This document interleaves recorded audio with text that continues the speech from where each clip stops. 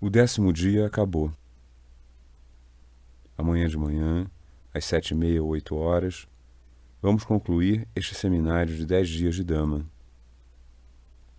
Portanto, esta noite, vamos rever aquilo que vocês praticaram. Se algum aspecto da técnica estiver obscuro, ficará claro.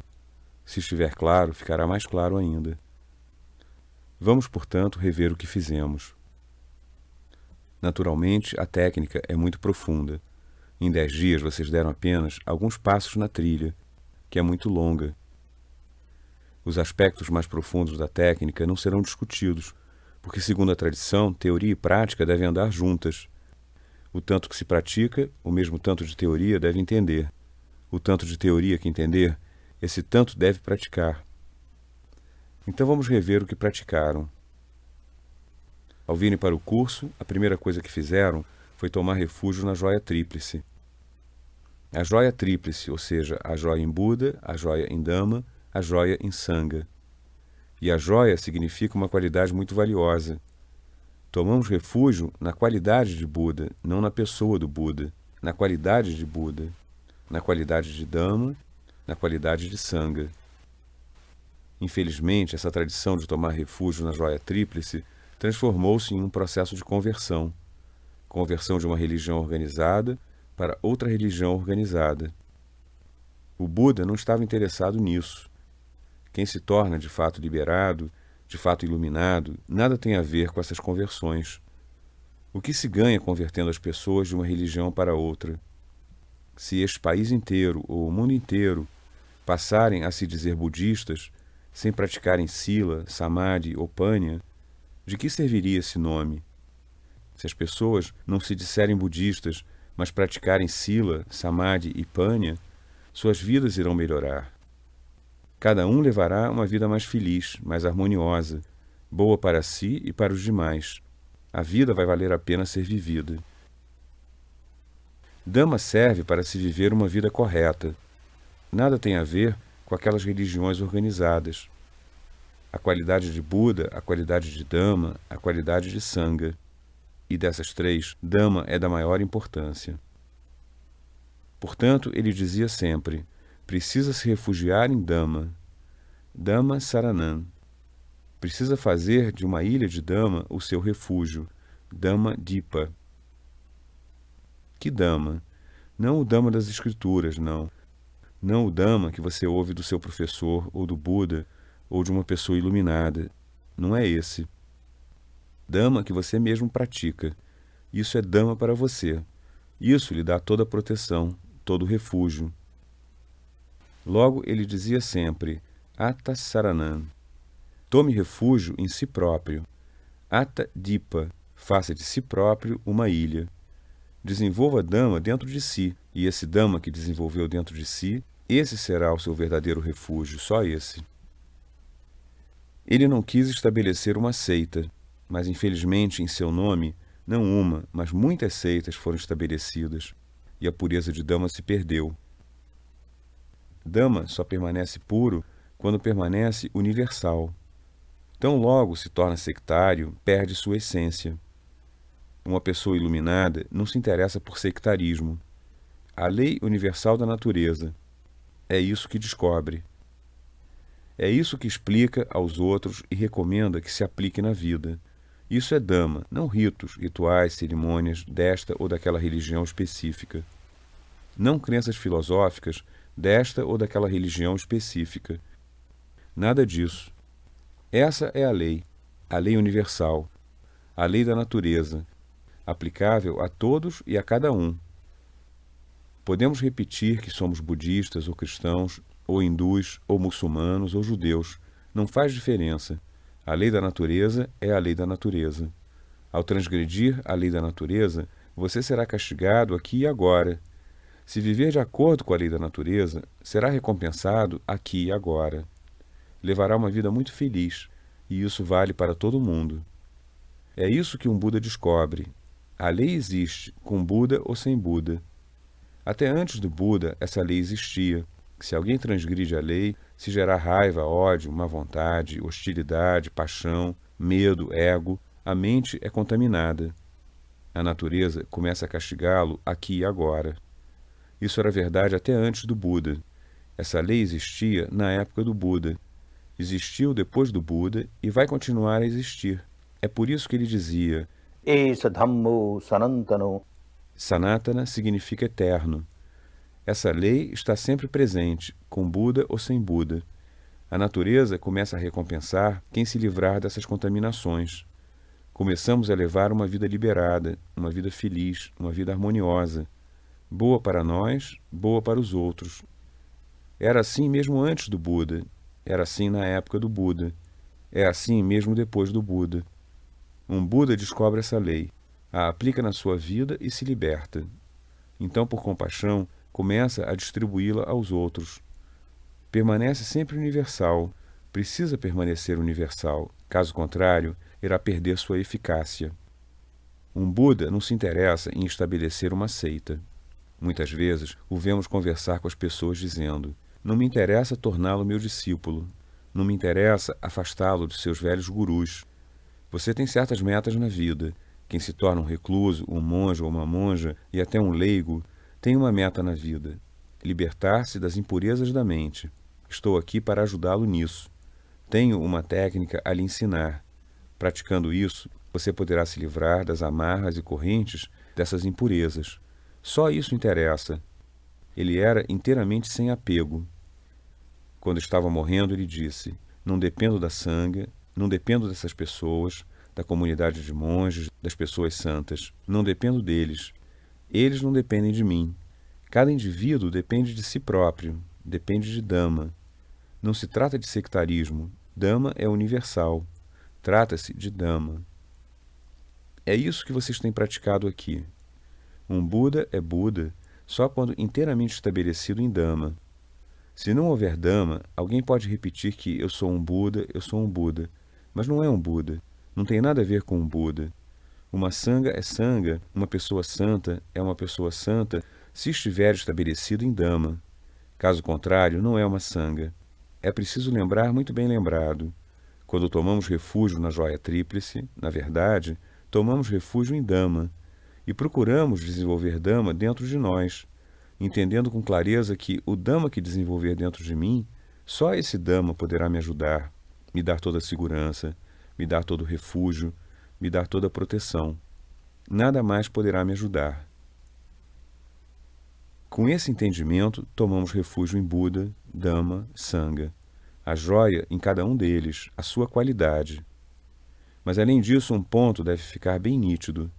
Para qualquer um que esteja caminhando na trilha de Dhamma, ou seja, purificando a mente, existem certos parâmetros para medir se está, na verdade, progredindo ou não. Um parâmetro é começar a desenvolver duas qualidades. Elas são essenciais. Se essas duas qualidades não se desenvolverem, é porque está jogando um jogo intelectual, um jogo emocional ou um jogo devocional. Nada a ver com Dhamma. Não está praticando Dhamma. Quais são essas duas qualidades? Uma qualidade, vontade de servir os outros sem esperar nada em troca. Esperar qualquer tipo de lucro material é totalmente fora de propósito. Mas mesmo esperar renome ou fama, posição, poder, status, não, nesse caso não entendeu o Dhamma. Apenas dar, apenas compartilhar o que experimentamos. Recebemos tanto benefício de Dhamma, temos vontade de servir os outros, distribuir Dhamma aos outros. Essa qualidade está se manifestando ou não? Se essa qualidade não estiver se desenvolvendo, então há algo de errado. Ainda estamos muito autocentrados. Mesmo se falarmos em libertação, trata-se da nossa própria libertação. O que os outros têm a ver comigo? Aí a purificação não começou. Ainda levamos uma vida egocentrada, autocentrada. Quando o ego começa a se dissolver, começamos a indagar: como posso ajudar os outros? Como podem cada vez mais pessoas obter Dhamma? Essa é uma qualidade. Servir as pessoas em Dhamma sem nada esperar em troca. A segunda qualidade, desenvolver um sentimento de gratidão. É muito importante. Até ao recebermos qualquer pequena coisa material de alguém, deve surgir um sentimento de gratidão. Agora, se recebermos Dhamma, embora você não tenha tomado refúgio no Buda como pessoa, você recebeu o Dhamma do Buda. o Dhamma que lhe deu a trilha da libertação que o beneficiou. Se não sentir nenhum pingo de gratidão pela pessoa do Buda, nesse caso não está se desenvolvendo. Tornar-se Buda não é fácil. Durante incontáveis vidas, vamos desenvolvendo paramis. Esses 10 paramis que discutimos ontem, em grande quantidade para nos tornarmos inteiramente iluminados. Demora tantas vidas. Vamos fazendo isso não só para a nossa própria libertação. Poderíamos ter feito isso desenvolvendo esses mesmos 10 paramis em menor quantidade. Poderíamos ter nos libertado.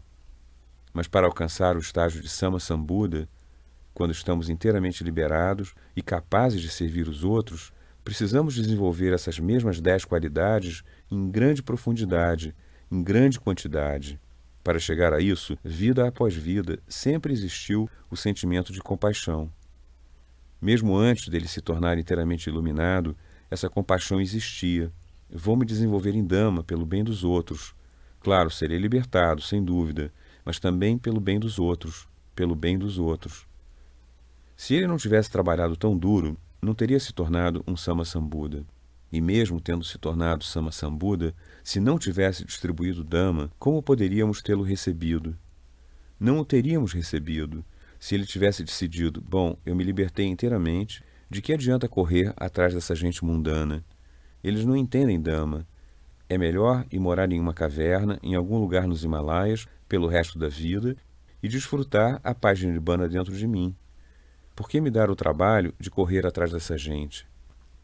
Então ele não teria sido Buda. Compaixão.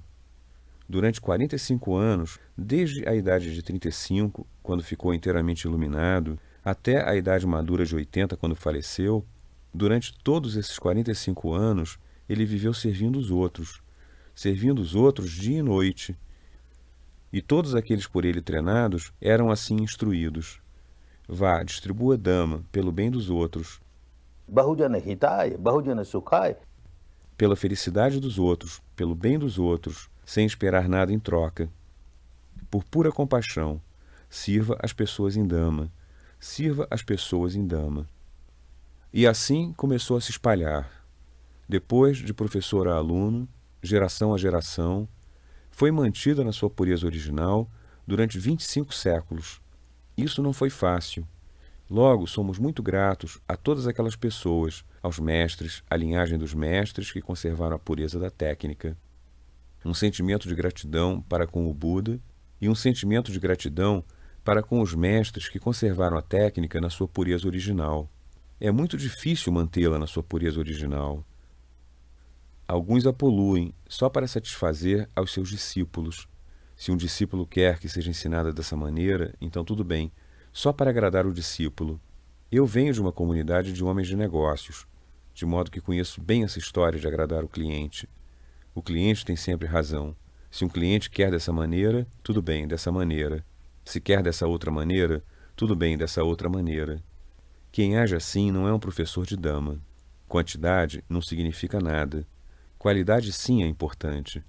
Mesmo que só umas poucas pessoas praticarem, devem praticar de forma correta. Nosso esforço não é apenas para agradar, mas para ajudar. Bahujana Hitaya, Bahujana Sukhaya. Toda essa linhagem de mestres conservou o ensinamento em sua pureza original. Somos muito gratos a eles.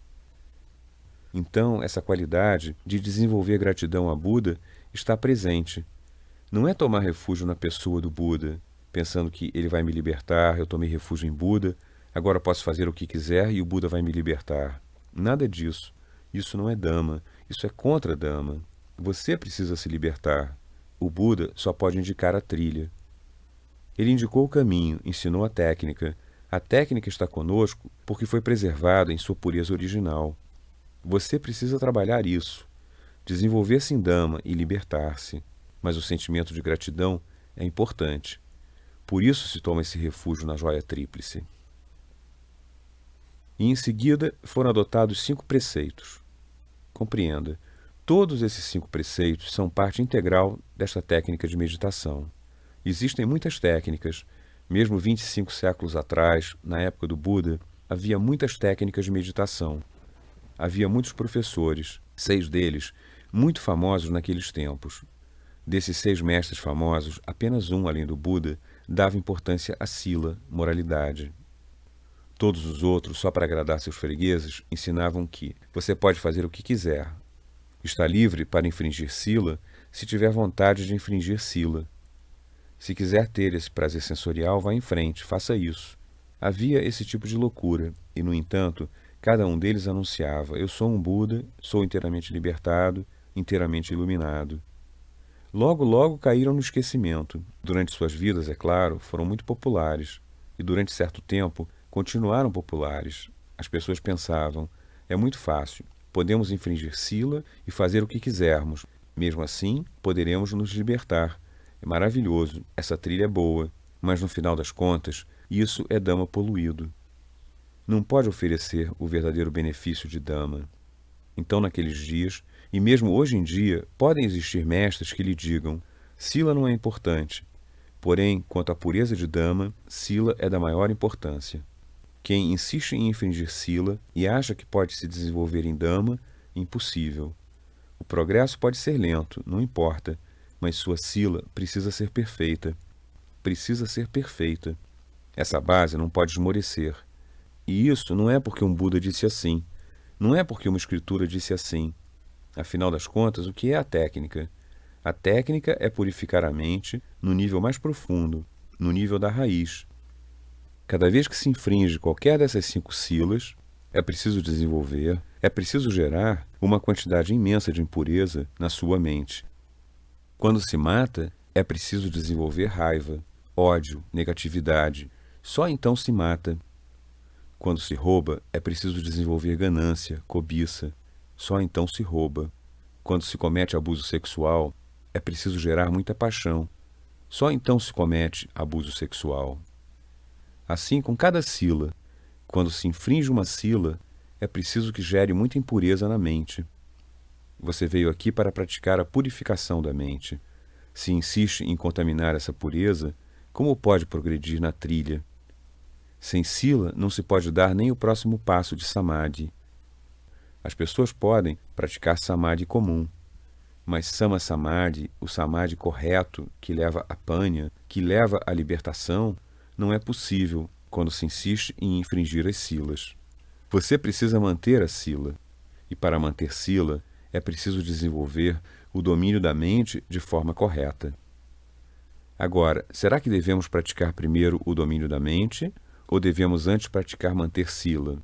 Torna-se muito difícil colocar o boi na frente do carro ou o carro na frente do boi.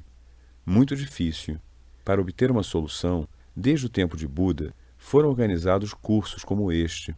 Você vem a um curso e, por causa do ambiente e por causa do programa intenso, das 4, 4:30 da manhã até as 9, 9:30 da noite, você não tem a oportunidade de infringir sua sila. Como pode infringir sila? Você é mantido tão ocupado. Você mantém sua sila. Ao mesmo tempo, está praticando samadhi. E seu samadhi é sama samadhi, o samadhi correto. Samadhi, com base na ilusão, engano ou imaginação, pode ser praticado sem sila. Samadhi, com base em verbalização, visualização, com base em desejo, com base em aversão, pode ser praticado sem sila. Porém, o tipo de samadhi que usa um objeto da realidade, a realidade que pertence a nós mesmos, sem desejo, sem aversão, para desenvolver esse tipo de samadhi, sila é absolutamente essencial. Então, esses cursos de meditação ajudam. Sila para bom samadhi para panha. Como disse, samadhi vinha sendo praticado na Índia até antes de Buda. Havia mestres na Índia, na época do Buda, mesmo antes do Buda, que ensinavam sila. Sila não era algo novo que o Buda começou a ensinar. Da mesma forma, também existia samadhi. Não era algo novo que o Buda começou a ensinar. Ele mesmo, antes de se tornar Buda, procurou 2 outros mestres e aprendeu samadhis muito profundos, o 7º jhana e o 8º jhana, o samadhi da 7ª absorção e o samadhi da 8ª absorção, hoje perdidos por completo pela Índia e pelo mundo todo. Ele atingiu esses níveis de samadhi, no entanto, não eram o tipo certo. Verificou que esses samadhis não podiam remover todas as impurezas da mente. Então precisou desenvolver e trabalhar com Panya. Agora também existia Panya na Índia, mesmo antes do Buda, na época do Buda e até depois do Buda. Mas essa Panya era sempre Suttamaya Panya, quando lemos, discutimos, falamos. Ou era Chintamaya Panya, quando apenas intelectualizamos. Faltava, contudo, Bhavanamaya Panya. Como aplicar Panya na vida? Como viver a vida de Panya, a Panya viva? Isso faltava. Essa foi a contribuição do Buda. O Samadhi foi purificado, e essa foi uma contribuição do Buda. O objeto era livre de ignorância. Trabalhamos com a realidade que pertence a nós mesmos, a respiração natural, assim como entra, assim como sai. As sensações naturais relativas ao nosso próprio corpo, nossa própria mente. Estamos trabalhando com a verdade, a nossa própria verdade. Não há nenhuma ilusão, nenhum sonho, nenhum desejo, nenhuma aversão. O Samadhi se torna Samadhi correto. A Panya se torna a Panya correta. Precisamos recordar que, se quisermos progredir de fato na trilha, a pureza da técnica precisa ser mantida. Vocês vêm por 10 dias só para examinar, para provar, para fazer total justiça à técnica. Depois de 10 dias, são senhores de si.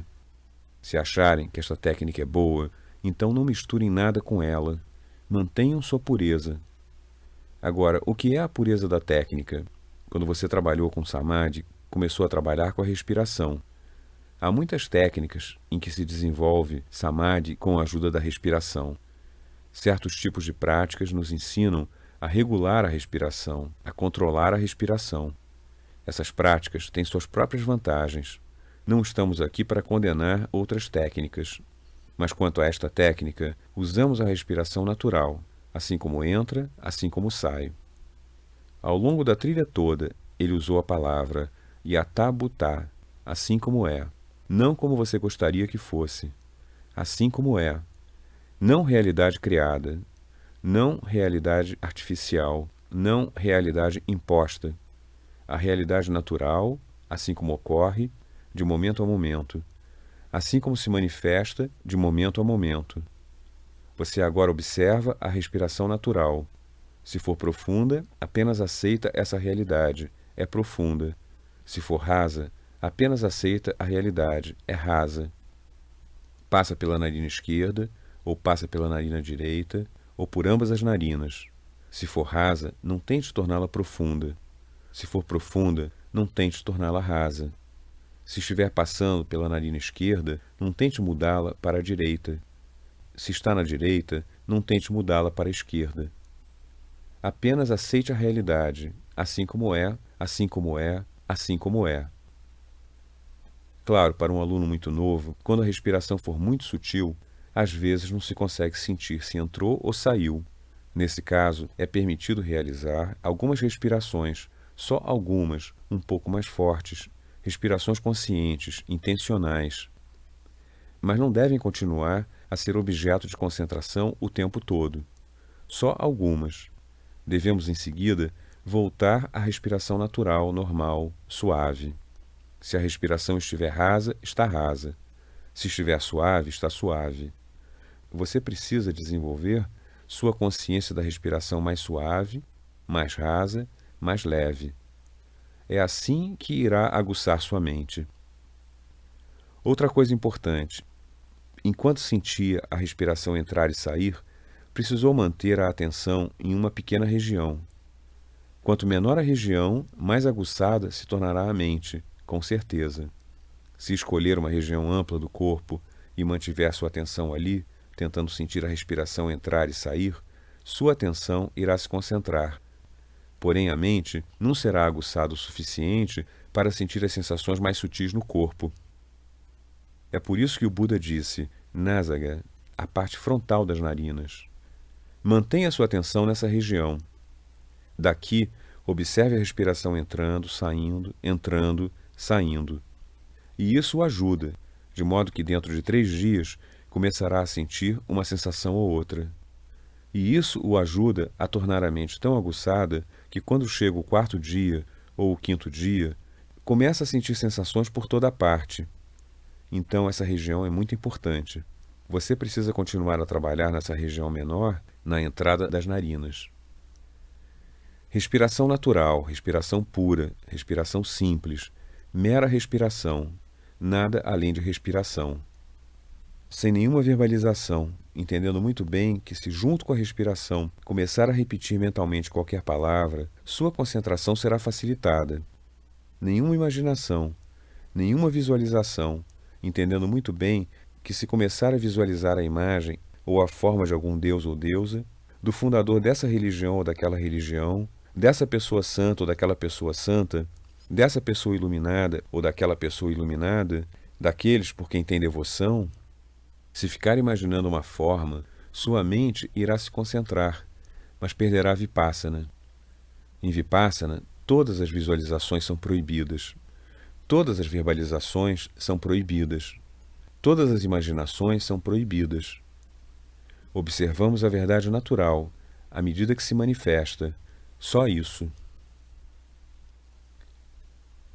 Um motivo pelo qual essas palavras não são permitidas. A maior parte do tempo, essas palavras nada mais são do que o nome desse Deus ou daquele Deus, do fundador dessa religião ou daquela religião. Limitam-se a uma seita específica. O nome de um Deus muito respeitado por uma seita específica não será recitado por outra pessoa que pertença a outra seita. Dhamma precisa ser universal, porque nossa doença é universal. Quando a mente se torna impura, contaminada, e começamos a sofrer por causa disso, esse sofrimento não se limita a uma seita específica, a uma comunidade específica, a um país específico, a um sexo específico. A doença é universal. Portanto, o remédio precisa ser universal. Nenhum remédio sectário pode resolver o problema. Quando essas palavras são usadas, sendo palavras associadas a uma seita específica, deixa de ser uma prática universal. Ou, se usar uma forma que pertence a esse deus ou aquela deusa, a essa pessoa religiosa ou aquela pessoa religiosa, de novo, é associada a uma seita específica. Esse é um motivo. Mas há também um motivo mais sutil. Às vezes um aluno chega para mim e diz: quero usar verbalização porque verbalizar facilita concentrar minha mente. Não vou usar nenhuma palavra sectária, não vou usar o nome desse Deus ou daquele Deus. Quando o ar entrar, vou dizer 1, e quando sair, vou dizer 2. Isso é universal. Qualquer um pode dizer 1, 2, 1, 2, ou entrando, saindo. Bom, esse argumento é bom, mas mesmo assim não é permitido. Por que não? Porque qualquer palavra, se repetida, torna-se predominante para você, torna-se mais importante para você. Irá se esquecer por completo da respiração. Sua mente se concentrará por causa dessa palavra. Digamos que esteja repetindo essa palavra. Independentemente do ar estar entrando ou não, dirá entrando. Quer o ar esteja saindo ou não, dirá saindo. Entrando, saindo. Esqueceu por completo da respiração. 1, 2, 1, 2, etc. Esqueceu por completo da respiração. Nosso propósito não é esse. Nosso propósito não é apenas concentrar a mente. Nosso propósito é compreender a realidade da nossa estrutura mente-matéria, como ocorre a interação. É preciso alcançar o estágio em que começa a sentir as sensações. Se continuar a repetir 1, 2, 1, 2, entrando, saindo, a mente se concentra, mas não consegue sentir as sensações. Portanto, não será capaz de entender o que ocorre dentro de si. Terá perdido algo muito importante. Perderá a vipassana. Portanto, nada de verbalização. Outra dificuldade com verbalização é que uma certa palavra é repetida continuamente. E cada palavra tem sua própria vibração. Os mestres do mantra descobriram que certas palavras têm vibrações muito fortes. É como tocar um gongo.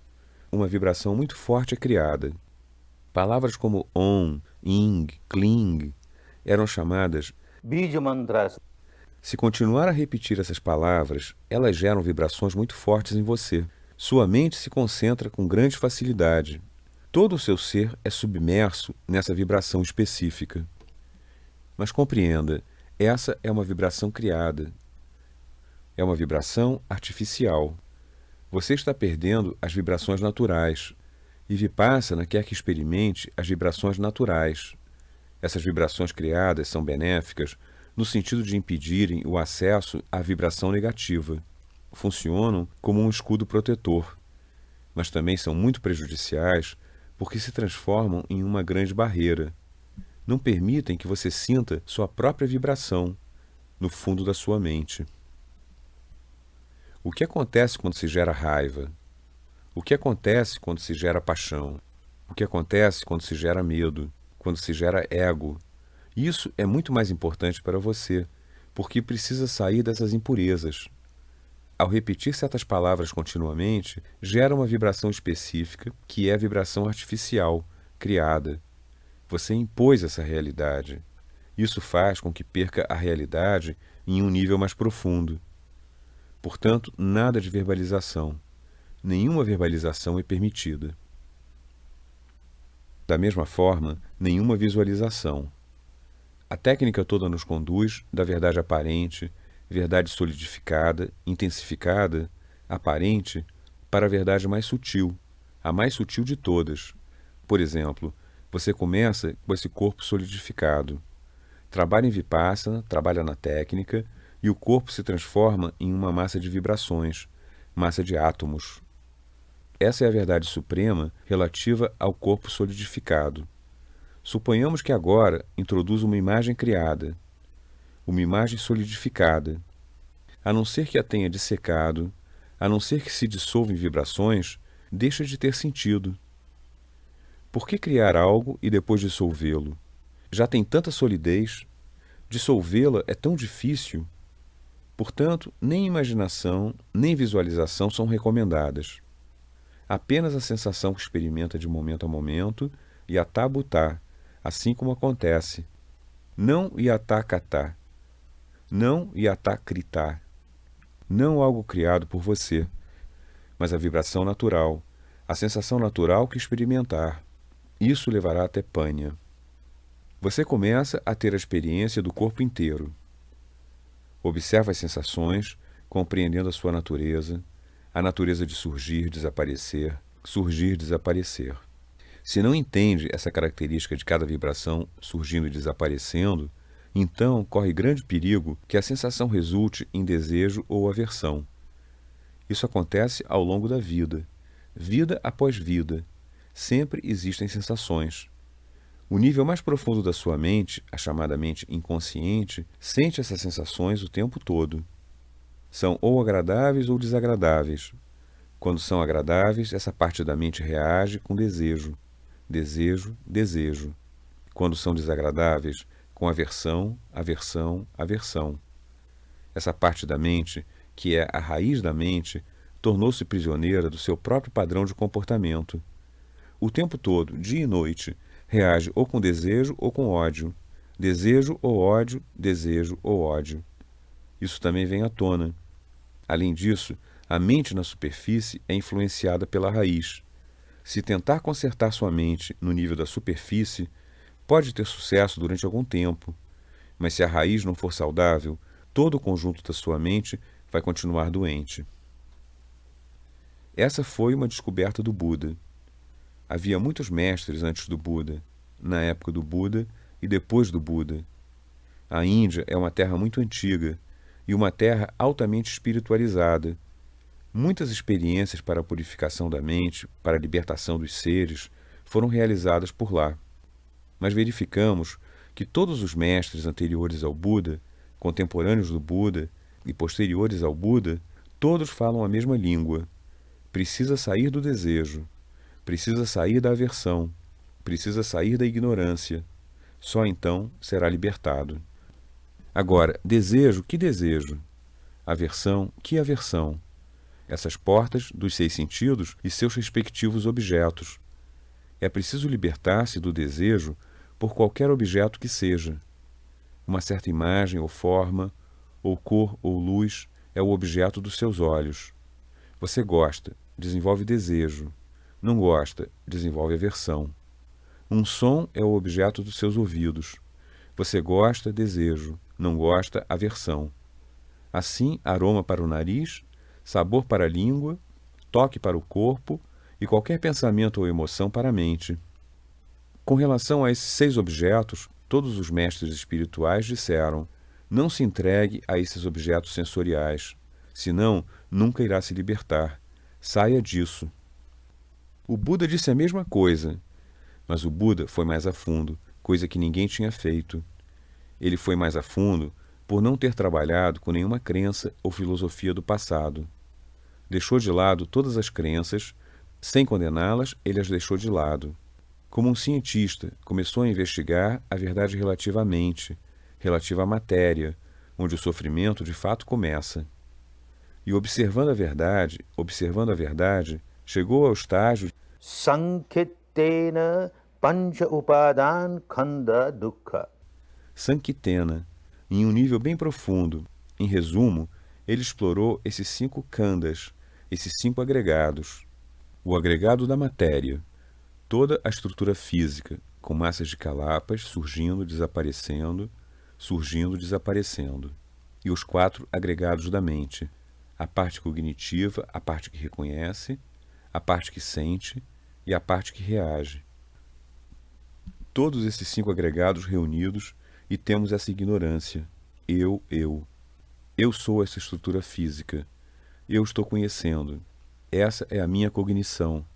Eu estou reconhecendo. Esse é o meu reconhecimento. Eu estou sentindo. Esse é o meu sentimento. Eu estou reagindo. Essa é a minha reação. Esse eu, meu, é upadana, apego. Um tremendo apego a esses 5 agregados.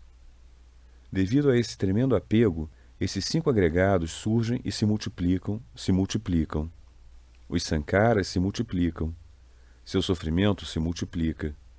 Compreende-se no nível intelectual ser aqui o início do problema. O Buda examinou toda a estrutura da mente e da matéria em um nível de onde conseguiu enxergar como todos esses 5 trabalham separadamente. Vipassana irá levá-lo a esse estágio.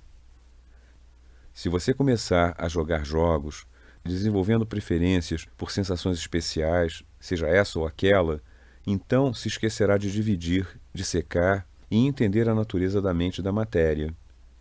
Como mente e matéria interagem, como se influenciam mutuamente, como são influenciadas uma pela outra. Tudo isso terá pouca importância para você. Simplesmente ficará eufórico quando tiver sensações agradáveis e muito deprimido quando tiver sensações desagradáveis. Ele nos levou até Vedana, até as sensações. Não devemos jogar o jogo das sensações. A meta é sair dos objetos sensoriais e deixar de gerar desejo e aversão. Esse foi o ensinamento de todos os líderes espirituais, mas trabalhavam somente no nível da superfície, no nível da aparência. Não se entregue a esse objeto sensorial ou àquele objeto sensorial. O Buda foi mais a fundo. Ele descobriu que o nosso desejo e a nossa aversão não surgem devido a esses objetos exteriores. Entre o objeto exterior e o seu desejo e a sua aversão, falta alguma coisa. Esse elo perdido é a sensação no corpo. Phassa paccaya vedana. Quando qualquer objeto entra em contato conosco, há uma sensação no corpo. Uma parte da mente avalia, muito bom, muito mal. A sensação se torna agradável ou desagradável. Só então Vedana paccaya tanha. Só então começa o desejo ou a aversão, não antes disso. Se esse elo específico estiver faltando, então está trabalhando só no nível da superfície. É bom eliminar o desejo e a aversão no nível da superfície da mente. O nível intelectual de sua mente fica purificado. Não há nada de errado com isso. Mas se purificar apenas o nível intelectual, perderá o fundo da sua mente. Buda mostrou como descer ao fundo da mente e trabalhar com as sensações. É por isso que quem quer praticar Vipassana, como o Buda nos ensinou, quem quer praticar, assim como Vipassana quer que se pratique, não pode esquecer de Vedana, a sensação no corpo. Se você se esquecer das sensações no corpo e permanecer consciente de todo o lado exterior, é bom. É bom para manter sua mente concentrada, para manter a mente pura no nível da superfície, mas ao se limitar a isso, deixará de atingir o nível raiz de sua mente. As sensações purifica sua mente no nível da raiz. Portanto, lembre-se, toda vez que praticar Vipassana, que as sensações desempenham um papel muito importante. Continue a compreender a natureza das sensações, sejam agradáveis ou desagradáveis. Com a prática e com a experiência, por mais desagradável que seja uma sensação, mais cedo ou mais tarde, compreenderá. Veja, surgiu e, passado algum tempo, desapareceu. Não é eterna. Quando se transforma em uma vibração muito sutil, então também é ondulação. Surgindo, desaparecendo. Ah, isso é impermanente. Essa é a natureza de toda sensação, porque essa é a natureza de toda a estrutura física. É a natureza de toda a estrutura mental. Uma sensação nada mais é do que um produto do contato entre esses dois. A mente e o corpo surgem e desaparecem. A sensação também surge e desaparece. Você está tendo essa experiência. Não está jogando um jogo intelectual. Não está apenas aceitando porque o Buda disse ser assim. À medida que continua a ter a experiência, torna-se Bhavanamayapanya. Está vivendo essa realidade agora. Está tendo a experiência. Não é apenas Sutta-mayapanya. Não é apenas uma teoria para você. No nível da prática, compreende e começou a mudar o padrão de comportamento da sua mente no nível mais profundo. Isso precisa ser entendido e recordado. Não que você vai ser tão perfeito o tempo todo que a cada sensação que surgir vai deixar de ter uma reação. Esse é um estágio muito elevado, mas no final vamos alcançar esse estágio. O objetivo deve ser muito claro. Seja qual for a sensação, não reagirei com desejo ou aversão. Mesmo se reagir, vou voltar a mim o mais depressa possível. Talvez surja uma sensação muito agradável e você começa a reagir. Ah, maravilhoso, isso é muito bom. Tenho um fluxo, agora tenho um fluxo. Imediatamente precisa voltar a si. Ah, afinal de contas, isso é impermanente. De que serve desejar, ansiar? Então, de repente, se transforma em uma sensação muito desagradável e você reage com aversão. Você volta bem depressa à sabedoria. Ah, não, isso também é impermanente. Nenhuma aversão, nenhuma aversão. Assim, aprende a se estabelecer na sabedoria de Anicca e progride. Esses são os princípios básicos fundamentais de Vipassana. Se não segui-los, com certeza deixará de obter os devidos resultados. Toda a técnica é orientada para dar resultados. Não se trata de se beneficiar depois da morte. Depois da morte, certos benefícios virão sem dúvida. Existe um fluxo que vem do passado e se move rumo ao futuro, e nos leva ao objetivo final, onde o fluxo cessa. Mas enquanto isso, enquanto houver o fluxo, os benefícios continuam a existir, com a condição de que se pratique de forma adequada. Os benefícios precisam vir aqui e agora, nessa própria vida. Se não estão vindo, há algo de errado.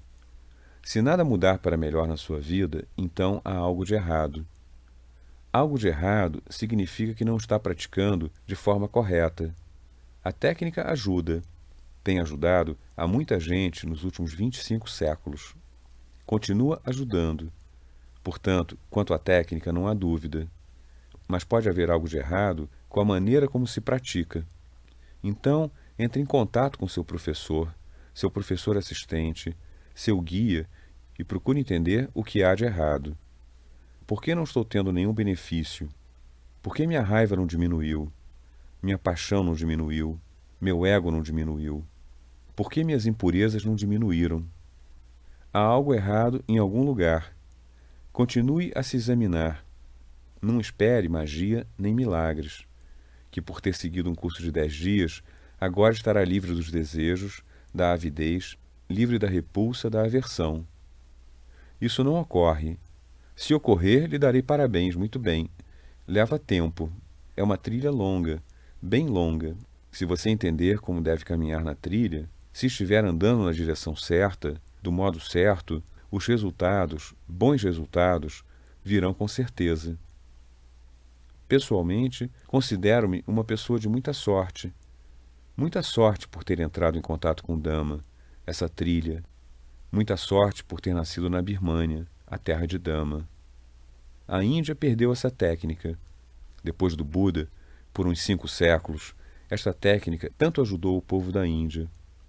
Mas depois, aos poucos, devido a uma certa ignorância, a certas atitudes interesseiras, começou-se a poluir a técnica. Misturou-se a isso, misturou-se aquilo. Quando se começa a misturar outras coisas com a técnica, se polui. Então, perde a sua eficácia e não se obtém o resultado que se deveria obter. E quando não se obtém o resultado, deixa-se de praticar. Assim, desse modo, a Índia perdeu essa técnica. Foi para países diferentes e lá também se perdeu. Mas felizmente um país vizinho, a Birmânia, manteve a técnica em sua pureza original, embora com pouca gente. Não que em cada geração toda a massa da população praticasse, não. Foi passada de mestre a aluno, de mestre a aluno. Assumiram como sua responsabilidade, considerando: recebemos a técnica da Índia, do Buda, e precisamos mantê-la em sua pureza original, porque após 2500 anos será preciso que se difunda de novo. Essa era a crença que se tinha lá. Logo mantiveram a técnica em sua pureza original, em seu próprio benefício e para gerações vindouras. Eu me sinto afortunado por ter nascido lá e por ter entrado em contato com essa técnica. Durante a época do Buda, e por 300 anos após o Buda, essa técnica se espalhou pelo norte da Índia. Após 300 anos, houve um imperador chamado Asoka, uma pessoa muito cruel e uma pessoa muito ambiciosa. Ele queria aumentar seu império mais e mais. Pouco se importava de matar, aleijar, prejudicar as pessoas só por essa ganância de ter um império maior. Tinha orgulho de ser chamado Chanda Asoka, Asoka o Cruel. Gostava muito de declarar que as pessoas temiam o seu nome. Essa pessoa, por causa de certos bons parames no passado, entrou em contato com Dhamma. Ficou completamente transformado. Através da prática de Dhamma, percebeu: fazer mal às pessoas e acumular mais e mais riquezas e mais poder, como é que isso pode me ajudar? Estou prejudicando a mim mesmo, estou prejudicando tanta gente. Ficou completamente transformado. Então passaram a chamá-lo de Dhamma Asoka, de Chanda Asoka, Asoka o Cruel. Ele se transformou agora em Dhamma Asoka, Asoka o mestre de Dhamma. Agora desenvolvido em Dhamma. Estava cheio de amor, cheio de compaixão. Começou a servir os outros, porque uma vez que se prova Dhamma, é impossível resistir. Sentimos vontade de compartilhar Dhamma com os outros, com mais e mais gente. Toda essa população, as pessoas, meus súditos, são como minhas crianças. Assim como quero que minhas crianças se desenvolvam em Dhamma e saiam do sofrimento, quero que a população inteira do meu país receba Dhamma e saia do seu sofrimento. Começou a espalhar Dhamma com todo o amor, com toda a compaixão. Foi um bom exemplo de alguém que se transformou por completo, inspirando os outros a se transformarem também. As pessoas, não só no norte da Índia, mas em quase toda a Índia, começaram a praticar. Ele treinou um grande número de professores, que foram para todas as partes da Índia e começaram a ensinar Dhamma. E aí ele pensou: por que só a Índia? O sofrimento existe em todas as partes do mundo. Por que não os outros países? Ele enviou aqueles que foram ditos seus Dhamma Dutta, embaixadores de Dhamma, para ensinar Dhamma, para ensinar Vipassana. Enviou-os a diferentes países, ao Ocidente, à Europa e à Ásia toda. Felizmente, 2 desses embaixadores de Dhamma, que eram arahants, totalmente liberados, foram enviados à Birmânia. Seus nomes eram Sona e Uttara. Essas pessoas trouxeram as palavras do Buda e a técnica, ambas. E desde então, de geração em geração, esse maravilhoso Dhamma vem sendo mantido em sua pureza original. As palavras do Buda e a técnica, em sua pureza original, foram ambas mantidas. O ensinamento foi ainda a outros países como Sri Lanka, Camboja, Laos, Tailândia, etc. Lá também as palavras foram mantidas, mas a técnica se perdeu. Mas na Birmânia manteve-se inclusive a técnica. Eu sou muito afortunado por ter nascido nessa terra, a terra de Dhamma. Lá ainda se encontra Dhamma. De novo, me considero afortunado por ter nascido em uma família de homens de negócio, porque caso eu não tivesse nascido em uma família rica, e se não tivesse ganhado um bom volume de dinheiro, talvez parte da minha mente ficasse pensando: essas pessoas ricas vivem uma vida feliz, estou perdendo essa vida. Preciso ser como essas pessoas ricas. Agora, já passei por esse jogo e sei como sofrem os ricos. Sofrem muito. Essa correria desenfreada atrás de dinheiro, só ganhar dinheiro, nada além de dinheiro, dinheiro, dinheiro. Isso os torna tão infelizes. Eu já passei por isso tudo. Eu já passei por tudo isso. Sou uma pessoa de sorte por ter passado por esse sofrimento. Ainda muito jovem, comecei essa correria desenfreada para ganhar dinheiro, dinheiro, dinheiro. Ganhei uma boa soma de dinheiro para os padrões da Birmânia. Era um homem bem rico, bem-sucedido nos negócios e na indústria. E quando se ganha dinheiro, adquire-se uma posição especial na sociedade. Somos feitos tesoureiro, ou presidente, ou secretário dessa organização religiosa, daquela organização de bem-estar social. Fui presidente, diretor, secretário, administrador de uma dezena de organizações diferentes. Outra loucura, sobe a cabeça. O ego fica inflado. Veja, sou uma pessoa tão importante. E tudo isso a uma idade muito precoce, por volta dos 20 e poucos anos. Isso causou tanta loucura, criou tanta tensão em mim. De novo, me sinto muito afortunado por ter atravessado todas essas dificuldades. Desenvolvi uma dor de cabeça muito aguda, um tipo de enxaqueca especial. Não tinha cura. Os melhores médicos da Birmânia tentaram me curar, usando diferentes tipos de medicamentos. Nada adiantava. Começaram a me dar injeções de morfina. A cada 2 semanas eu sofria um ataque muito agudo. Não tinham como me curar, então me injetavam morfina. Isso continuou durante 4 ou 5 anos. Então, esses mesmos médicos, bons médicos, começaram a me dizer: você está se viciando, aos poucos, em morfina. No momento, usa morfina para aliviar sua enxaqueca. Mais tarde, vai precisar de morfina pela morfina. Vai precisar tomar morfina todo dia. Que vida seria essa se precisasse tomar morfina todo dia? Depois me aconselharam: vai tanto ao exterior a negócios. Por uma viagem, esqueça seus negócios. Vá somente para se livrar da morfina. Sabemos não existir médico capaz de curar esse tipo especial de enxaqueca da qual sofre, mas certamente terão algum outro analgésico. Por que não tentar? Aceitando seus conselhos, deixei a Birmânia. Passei muito tempo na Suíça, na Alemanha, na Inglaterra e nos Estados Unidos. Tinha meu próprio escritório no Japão, de modo que lá passei mais tempo ainda. Consultei os melhores médicos em toda parte, gastando muito dinheiro e muito tempo. De novo, me sinto muito afortunado por nenhum médico ter sido capaz de me curar. Os melhores médicos do mundo não foram capazes de me curar. Nem da morfina foram capazes de me livrar. Aliviar a enxaqueca estava ainda mais distante. Eu tive muita sorte. Voltei bem desapontado, mas afinal revelou-se ter sido mesmo uma sorte. Um bom amigo meu, que mais tarde se tornou juiz da Suprema Corte da Birmânia, me aconselhou: Goenka, você buscou por toda parte. Por que não experimenta 10 dias com esse professor de Vipassana? Sua doença me parece ser psicossomática. Aqui se ensina uma técnica dada pelo Buda que purifica a mente. Quando a mente é purificada, a doença psicossomática desaparece. Por que não experimenta?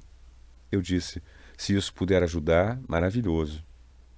Fui ao meu professor, Sayadaw Bakin, uma pessoa muito compassiva. Fui a ele e disse: quero entrar para um dos seus cursos de 10 dias. Ele disse: você é bem-vindo. Ele sabia que eu era um líder da comunidade hindu e que essa era uma trilha budista. Ele disse: não tenha medo. Qualquer pessoa pode seguir o curso. Muçulmanos, cristãos, hindus, não importa. Todos podem receber o mesmo benefício. Se for hindu, pode continuar hindu. Eu não estou aqui para convertê-lo, mas experimente isso. É uma boa técnica. Então eu expliquei ter ido lá por causa da minha enxaqueca. Ele de repente disse: não vou aceitá-lo, não vou aceitá-lo. E o que houve? Ele disse: você está desvalorizando o Dhamma. Dhamma é uma trilha espiritual muito elevada, uma trilha para retirá-lo de todos os sofrimentos de vida após vida. E você quer fazer uso dela só para sua enxaqueca? Não. Para isso pode procurar um médico qualquer ou um hospital.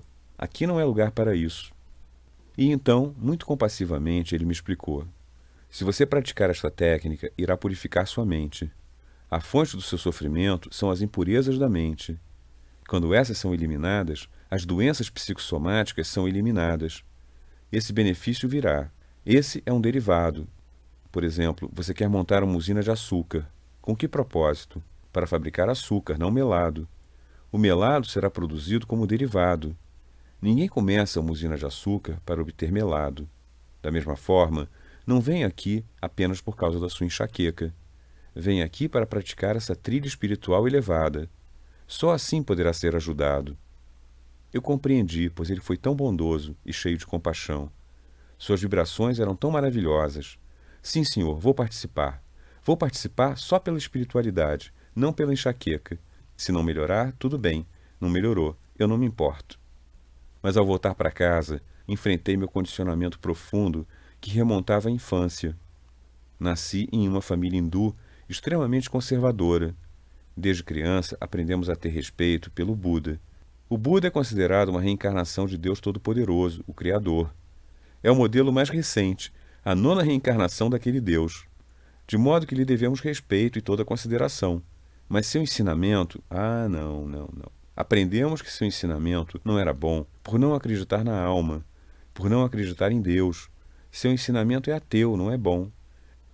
Pois assim foi treinada a minha mente. Portanto, causou preocupação.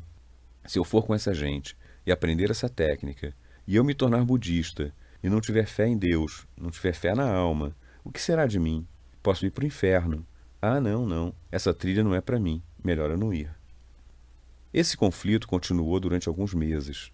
Depois, mais tarde, pensei. O professor diz: você é um bom hindu. Permaneça um hindu. Meu objetivo não é convertê-lo ao budismo, mas torná-lo um bom ser humano. Você pratica sila, moralidade. Pratica samadhi, domínio da mente. E pratica panya, purificação da mente. Isso é aceitável para você. Então por que não tentar? Decidi tentar, mas com a firme determinação de continuar hindu. Tudo bem, experimento por 10 dias, mas não me torno budista. E por sorte fui. Claro, como todo mundo, no segundo dia senti vontade de fugir. Isso devido ao condicionamento da minha mente. Ouvi outras pessoas dizendo que quando meditavam, viam essa luz ou aquela luz, mas eu não via luz alguma. E segundo a minha tradição, quem vê a luz divina alcançou o estágio da libertação. Veja, essas pessoas veem a luz divina, e eu não vejo a luz divina. E recordei as palavras de uma pessoa santa. Ele disse: é mais fácil um camelo passar pelo buraco de uma agulha do que um homem rico entrar no portão do céu. Eu sou um homem rico, portanto essa trilha não é para mim. Toda essa gente, pedagogos, professores, médicos, gente boa, de bom coração, enxergam essa luz divina e tudo, e eu não enxergo. Então por que perder meu tempo aqui? É melhor eu fugir. E fiz as malas. Uma das meditadoras, uma professora de história da universidade lá, foi muito bondosa. Ela soube que eu fizera as malas e queria fugir. Ela me disse: só um dia, mais um dia. No primeiro dia, você começou a ter tantas sensações. Em geral, só se consegue isso no terceiro dia. Você teve essas sensações e o professor está muito satisfeito com seu desempenho. Por que quer fugir? A luz pouco importa, não lhe dê importância. Só mais um dia. Sou tão grato a ela. Ela me impediu de ir embora. Senão, teria perdido para sempre essa trilha maravilhosa. Fiquei, e naquela noite, quando entrei na minha pequena cela para meditar, assim que sentei, veio uma luz. Essa luz, aquela luz, porque agora a mente não estava ansiando. Eu estava com a minha sensação. De repente veio um som e junto um aroma divino. Ah, esse é um som divino. Esse é um aroma divino. Essa é uma luz divina. Pensei, não, meu professor diz para não dar importância a essas coisas. Só sensação, só sensação. Por sorte, superei aquilo tudo. No quinto ou no sexto dia, eu estava inteiramente fascinado pelo ensinamento todo. Como líder da comunidade hindu, eu costumava dar palestras sobre Gita. Dava palestras sobre os Upanishads, sobre Vedanta. Em todos eles se encontra o mesmo ensinamento. Saia do desejo, da avidez, saia da repulsa, da aversão, saia da raiva. Saia disso, saia daquilo. Mas como sair deles? Falta a técnica. São meros sermões. sermões, sermões. E com Vipassana descobri, isso é Gita aplicada, isso é Vedanta aplicada. Aqui tem uma prática, uma técnica maravilhosa que me ajuda a sair da minha avidez, aversão, do meu medo, do meu ego, da minha raiva. Aqui está algo que oferece uma trilha prática, que ensina como sair dessas negatividades. Fiquei tão fascinado e após 10 dias descobri. Sim, começou a ocorrer uma mudança na minha vida. Comecei a fazer uso dela. Me sinto um felizardo por ter nascido em um país desses, a Birmânia, que mantém a técnica na sua pureza original, embora com muito pouca gente. Conservaram as palavras do Buda na sua pureza original e a técnica do Buda na sua pureza original. E eu entrei em contato com essa pessoa santa, e com tamanha compaixão ele me ensinou Dhamma. Durante 14 anos, ao mesmo tempo que cumpria minhas responsabilidades como pai de família, trabalhei com essa técnica. Após 14 anos, aconteceu que meus pais haviam deixado a Birmânia, foram para a Índia. Minha mãe adoeceu gravemente, tinha uma espécie de problema psicológico, e eu sabia que com a prática de Vipassana se livraria dele. Mas naquela época, o governo da Birmânia não concedia passaportes para seus cidadãos deixarem o país. Sou muito grato ao governo da Birmânia. Eles me concederam um passaporte para ir à Índia ensinar Vipassana à minha mãe. E sou muito grato ao governo da Índia. Eles me concederam um visto para demorar-me por lá, permitindo que ensinasse a técnica à minha mãe. O primeiro curso foi dado 1 mês após minha chegada à Índia. O Buda disse que a dívida de gratidão que se tem para com os pais nunca pode ser quitada, por ser tão difícil. Mesmo que servisse aos seus pais durante a sua vida inteira, sem nada mais fazer, mesmo assim, não quitaria sua dívida. A única maneira de quitar a dívida com nossos pais é caso os pais não estejam estabelecidos em Sila, ajudá-los a se estabelecerem em Sila. Se estiverem estabelecidos em Sila, mas não obtiverem Samadhi, ajudá-los a se estabelecerem em Samadhi. Se estiverem estabelecidos em Sila e Samadhi e não têm Panya, ajudá-los a se estabelecerem em Panya. Se têm Sila, Samadhi e Panya e ainda não tiverem atingido o objetivo final de Nibbana, ajudá-los a atingir Nibbana. Eu me sinto muito afortunado por ter podido quitar minha dívida de gratidão com meus pais. Foi um curso pequeno. Participaram meus pais e 12 outras pessoas, alguns conhecidos, outros desconhecidos. Eu fora à Índia por apenas 3 meses para dar Dhamma aos meus pais, especialmente minha mãe. Então, essas 12 pessoas, depois de terem feito o curso, começaram a me pressionar muito. Mais um curso, por favor, dê mais um curso. Meu pai vai participar, minha mulher, meu marido, meu filho, minha filha. Eripassiko. Essa é uma qualidade de Dhamma. Venha ver, venha ver. Portanto, outro curso, e outro curso, depois outro curso. Não sei quando expirou esse período de 3 meses. E aí, mês após mês, ano após ano, curso após curso, o Ganges de Dhamma começou a fluir no seu país de origem. Quando eu estava na Birmânia, muita gente lá tinha uma crença muito forte. Meu professor também tinha essa crença. Parece que quando esse Dhamma maravilhoso foi enviado por Ashoka para a Birmânia, os 2 Arahants, almas liberadas, que foram mandados para lá, Sona e Uttara, quando foram mandados para lá, seu professor lhes disse: vocês estão levando essa joia de Dhamma para um país que irá mantê-la na sua pureza original pelos séculos vindouros. Será esquecida em todos os outros lugares, mas naquele país essa técnica vai permanecer. O nome do país naqueles dias era Suvana Bhumi, a terra do ouro, a terra dourada. A terra dourada pode preservar essa joia. 2.500 anos depois da morte do Buda, voltará novamente para a Índia para se estabelecer e de lá ser espalhada pelo mundo. Meu professor costumava dizer: agora faz 2.500 anos. Não sei, talvez por algum acaso, foi naquele ano que eu recebi Dhamma. O ano 2500 estava terminando, e o primeiro ano do próximo Sasana, o renascimento de Dhamma, estava começando. Foi nessa época que eu recebi Dhamma.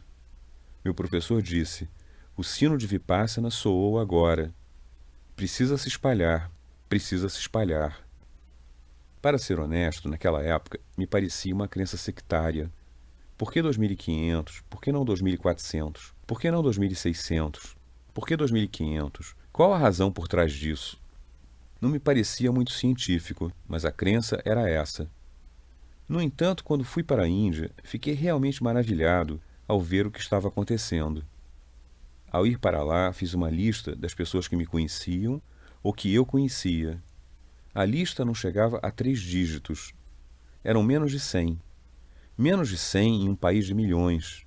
Menos de 100 pessoas que me conheciam ou que eu conhecia.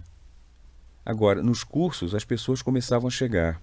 Pessoas desconhecidas. E de todas as seitas, de todas as comunidades.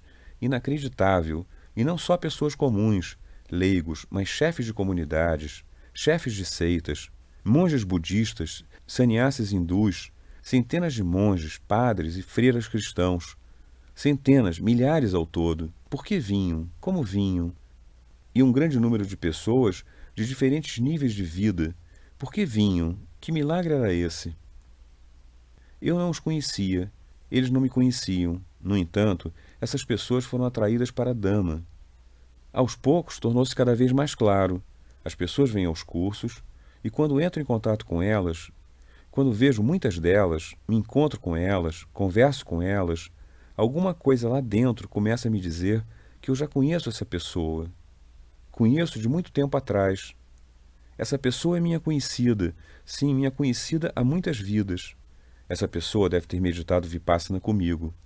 Agora chegou a hora. Essa pessoa já tem a semente de Vipassana, a semente de Dhamma. Agora o momento está maduro para essa pessoa crescer em Dhamma.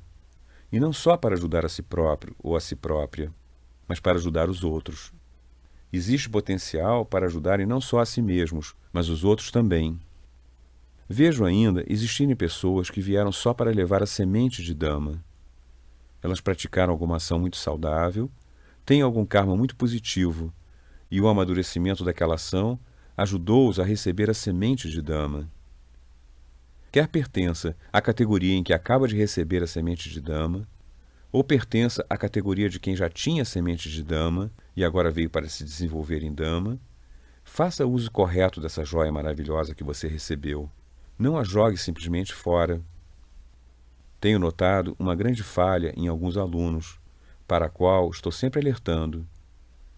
Muitas vezes, quem vem apenas para dar uma provada, nada errado. É algo novo. Devemos primeiro provar. Mas se você fica provando, só provando, nunca irá se empenhar com seriedade suficiente para trabalhar. Vejo pessoas virem para a Índia. Partem em busca dessa experiência específica ou daquela experiência específica. Deixe-me ter uma experiência com maconha, ou vou ter uma experiência com produtos químicos.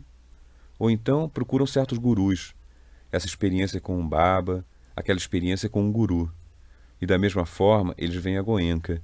Uma experiência goenka, uma viagem goenka. Você já fez todas aquelas viagens. Agora, uma viagem goenka. O que vai ganhar com isso? Tudo bem, faça uma viagem goenka. Faça 1, 2 ou 3. Mas no final, tome uma decisão.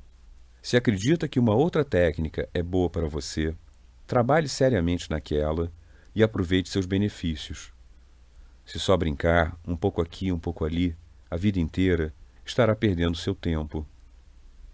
A trilha da libertação é uma trilha muito séria. Não é uma mera diversão mental, uma diversão intelectual ou uma diversão emocional. É como quando se tem sede, se quer água e começa a cavar um poço. Você cava um poço de 3 ou 4 metros de profundidade. Aí alguém diz, não, a melhor água é ali. E você começa a cavar ali, 3 ou 4 metros. 3 ou 4 metros ali, 3 ou 4 metros aqui. Se passar a vida toda cavando 3 ou 4 metros, 3 ou 4 metros, nunca conseguirá água alguma. Portanto, faça 1 ou 2 provas, não tem importância. Mas aí decida-se, preciso ir ao fundo, lá onde posso obter água. Decida-se, se a trilha for adequada para você, verificará ser muito lógica, pragmática, científica. Não existe nenhum tipo de culto ao guru, nenhum tipo de dogma ou crença. É uma pura ciência da mente e da matéria, e tem sido de ajuda, dá bons resultados. Então trabalhe nela, trabalhe nela. Por mim, eu tenho certeza absoluta de que é uma joia sem preço. Não se pode obter nada comparável nessa vida. Por sorte você a tem agora. Faça uso dela. Faça uso dela em seu próprio benefício e faça uso dela em benefício de tantos outros. Dama é uma joia maravilhosa. Podemos sair de todos os sofrimentos da vida, todos os sofrimentos da vida. Possam todos vocês, que participaram desse curso de 10 dias, utilizar essa maravilhosa joia e sair do seu sofrimento, de todos os sofrimentos. Desfrutem a verdadeira paz, a verdadeira harmonia, a verdadeira felicidade, a verdadeira felicidade. Bhavad